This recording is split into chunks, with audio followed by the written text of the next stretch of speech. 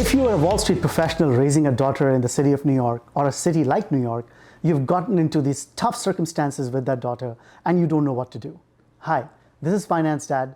I have had careers in Wall Street for 25 years. I've worked at a bank, at hedge funds. Currently, I run my own hedge fund. Today's episode I'm doing from home, and I thought instead of all things finance, I will talk about this daddy-daughter relationship, on how to raise a daughter on Wall Street. More importantly, how to maintain that relationship with the daughter as she grows up, so you can have that relationship for the entire life, not just as she's growing up. As she's growing up as a little girl, like all little girls, she will look up to you. As she becomes a teenager, she will start hating you. As she becomes an adult, she will become a friend, and it's on you to maintain that relationship on those years, because as she maintains her own family and goes on, you will not have a relationship after that. Welcome to Finance Dad. Let's talk about daddy-daughter relationships. Is that good? Yes. Or let's talk about father-daughter relationships. As you know, I have a very feisty daughter myself.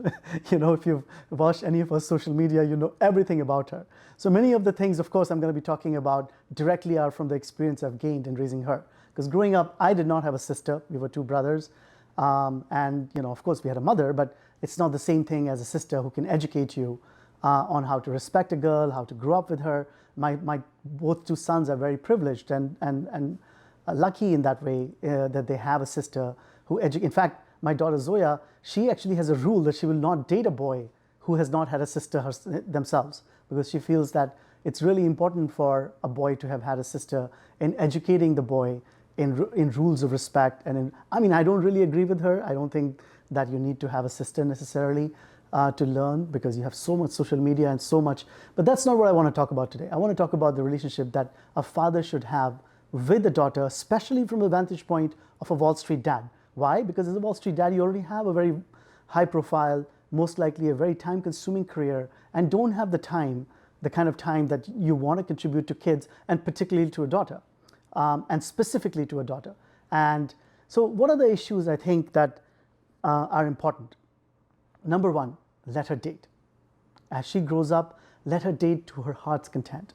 If she is not going to kiss plenty of frogs, she's not going to find a prince. And I don't mean from a princess treatment.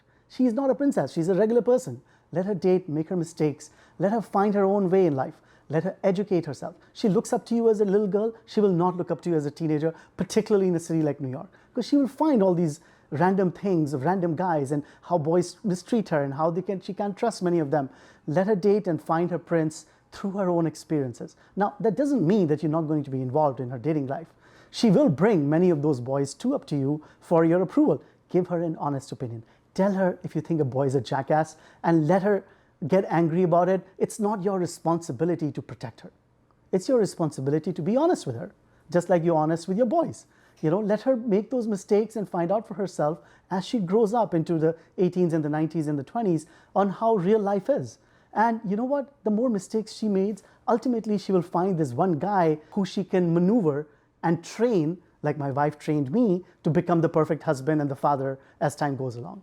And let her find that guy, and the only way she's going to find that guy is by plenty of hidden trial, very similar to financial models. Education, that is the other thing that I believe is extremely, extremely important. She needs to spend her time educating herself. Now, that education, as opposed to what my wife believes has to be math and science, can be in anything. In my case, my daughter loved Latin. She loved classics. And while in college she studied classics and computer science, I think that the more she pursued an intense education regime, the more it educated her in life overall. Maintain a friendship with her. You're her dad, it's true, you want to protect her, but once she's 16, 17, 18, your job of protection is over. Include her in your job in finance. It is so fun to talk about a daughter, about what your job is, what finance is all about, what trading is all about. My job is in trading, but it could be in investment banking or in private equity. It doesn't matter.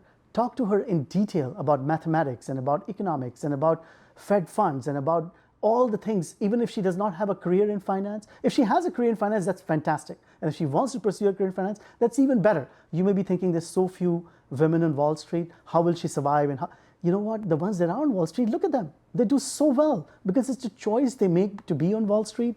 And you know what? They do so much better than the men that choose to be in Wall Street because the competition is less. Banks and hedge funds and private equity firms are dying to have women that want to be in those careers and excel in those careers. Invite her, include her. She is, in my daughter's case, she has attended so many golf tournaments organized by these banks, so many events organized by these private equity companies. She does not find the business interesting, but that doesn't mean your daughter will not. Be a friend to her.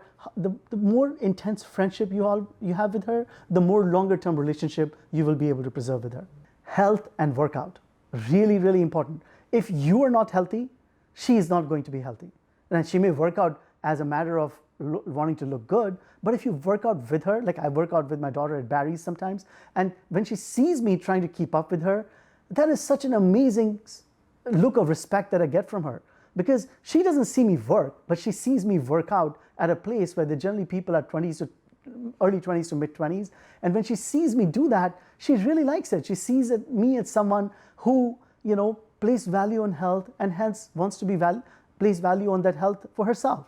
So find common interests. Tree lining, another sporting activity. Any kind of sporting activity where you are doing sports yourself, even though you're older and trying hard to keep up with her, will mean a lot and engage you with her in a way that you didn't think was possible. That can be golf too. I know it's not as sporty, but an intense session of golf or an equivalent activity like tennis or anything like that can be equally valuable. Pick a sport you like. You don't have to pick a sport that she likes. I like working out in a organized sporting setup like Barry's or Orange Theory, and I will often do it with her. And I find it really, really enjoyable because I know that she looks at me really trying to work hard at keeping up with the younger people and respects me for it. Last but not the least, let her do the job she wants to do. I mean, she's not going to listen to you anyway. When I use the word let her, I'm kind of insinuating as if you have a choice in the matter. Your only two choices or two options are to either partner up with her in pursuing the job that she wants to do, or alienate her in the job that she wants to do anyway, and you have no role to play in advising her. Those are your two options. I would say pick the former, because the more you're involved with her, the more you will be able to guide her.